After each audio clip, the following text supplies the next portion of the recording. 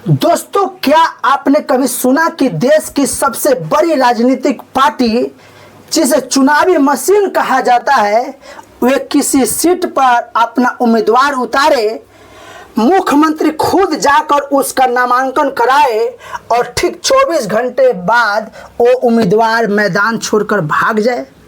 जी हाँ, बिहार के पटना की वीआईपी सीट बांकीपुर में यही हुआ है। भाजपा के उम्मीदवार अभिषेक बंटी ने पर्चा भरा और अगले ही दिन प्रेस कॉन्फ्रेंस करके बोले कि पारिवारिक कारण से नाम वापस ले रहा हूं। लेकिन क्या वाकई में ये पारिवारिक कारण था या फिर पर्दे के पीछे का सच कुछ और ही है?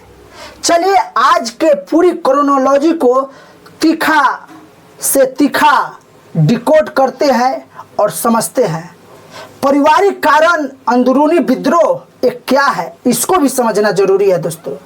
बीजेपी ने कहा कि पारिवारिक कारण, लेकिन राजनीति को समझने वाला एक बच्चा भी जानता है कि यह सिर्फ एक बहाना है। अंदरूनी सूत्रों और मीडिया रिपोर्ट्स की माने तो बांकीपुर में जैसे ही अभिषेक बंटी के नाम का ऐलान हुआ, बीजेपी के अपने ही पुराने कार्यकर्ताओं में भारी गुस्सा फूट पड़ा। कार्यकर्ताओं का कहना था कि पैराशूट लैंडिंग कराने वाले को टिकट क्यों दिया गया, या पैराशूट से आने वाले को टिकट क्यों दिया गया। पार्टी को समझ में आ गया कि अगर उम्मीदवार नहीं बदला तो उनके अपने ही लोग अंदर से भीतर घात कर देंगे और पार्टी का सबसे मजबूत किला ढह जाएगा। यह विपक्ष अब इस पर कटाक्ष कर रही है कि बीजेपी डर चुकी है और डर गई है। विपक्ष की जो भूमिका है दोस्तों इस चुनाव में एक अलग ही लेवल की है। इस सीट से खुद ही चुनावी रणनीतिकार प्रशांत किशोर मैदान में है। उम्मीदवार के भागते ही प्रशांत किशोर ने सीधे भाजपा के दुखती हुई रग पर अपना हाथ रख दिया और पीके ने खुलेआम कहा, जो पार्टी ईडी सीबीआई का डर दिखाकर दूसरे के नामांकन खारिज करवाती थी, आज जनता की ताकत देखकर उसका अपना ही उम्मीदवार 24 घंटे में ही रणछोड़ बनकर भाग गए। विपक्ष का यह नैरेटिव सोशल मीडिया पर आग की तरह फैल गया कि बीजेपी पीके की एंट्री से बुरी तरह घबरा गई है और डर चुकी है, और आरजेडी यहां पर अलग ही नैरेटिव सेट करने में लगी है। आरजेडी ने यहां तक कह दिया कि पीके की पार्टी जनसुराज भाजपा का बी टीम है, और विपक्ष का यहां पर एक दूसरा चेहरा जो है दोस्तों आरजेडी, उनके बड़े नेताओं ने भी तंज कसते हुए कहा है कि यह मुकाबला एनडीए बनाम महागठबंधन का है।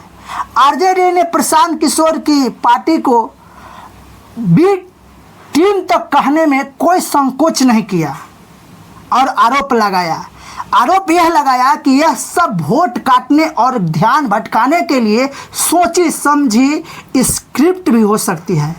आरजेडी का दावा है कि बांकीपुर में स्वर्ण मतदाताओं का जो गुस्सा बीजेपी के खिलाफ है, उसे भुनाने के लिए महागठबंधन ही असली ताकत है। और जो उम्मीदवार लाया गया है दोस्तों नीरज सिन्हा, उन पर अलग ही तरह का एक दबाव पड़ा।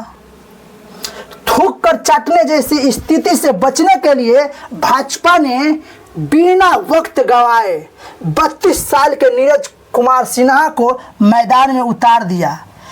नीरज बूथ स्तर से उठे हुए कार्यकर्ता हैं, जिन्हें डैमेज कंट्रोल के लिए लाया गया है ताकि नाराज कार्यकर्ताओं को शांत किया जा सके।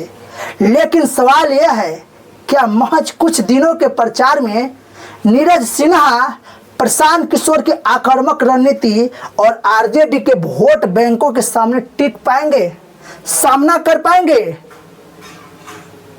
इस हड़बड़ी ने यह साबित कर दिया कि बीजेपी के लिए बांकीपुर का जो सीट है अब पहले जैसा सुरक्षित सीट नहीं रहा।